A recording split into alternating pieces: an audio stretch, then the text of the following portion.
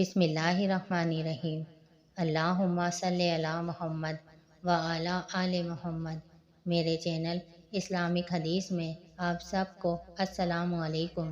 حضرت ابو ہریرہ رضی اللہ تعالیٰ عنہ سے روایت ہے کہ حضور نبی اکرم صلی اللہ علیہ وآلہ وسلم نے فرمایا، اللہ تعالیٰ فرماتا ہے کہ میرا بندہ میرے متعلق جیسا گمان رکھتا ہے میں اس کے ساتھ ویسا ہی معاملہ کرتا ہوں۔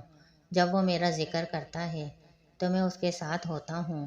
اگر وہ اپنے دل میں میرا ذکر خفی کرے تو میں بھی اپنے شایع شان خفیہ اس کا ذکر کرتا ہوں، اور اگر وہ جماعت میں میرا ذکر جلالی کرے تو میں اس کی جماعت سے بہتر جماعت میں اس کا ذکر کرتا ہوں۔ اگر وہ ایک بالش میری نزدیک آئے تو میں ایک بازو کے برابر اس کے نزدیک ہو جاتا ہوں۔ اگر وہ ایک بازو کے برابر میرے نزدیک آئے تو میں 2 بازوؤں کے برابر اس کے نزدیک ہو جاتا ہوں، اور اگر وہ میری طرف چل کر آئے تو میں اس کی طرف دوڑ کر آتا ہوں۔ سورہ بقرہ میں اللہ تعالیٰ فرماتا ہے، سنو تم مجھے یاد کیا کرو، میں تمہیں یاد رکھوں گا، اور میرا شکر ادا کیا کرو اور میری ناشکری نہ کیا کرو۔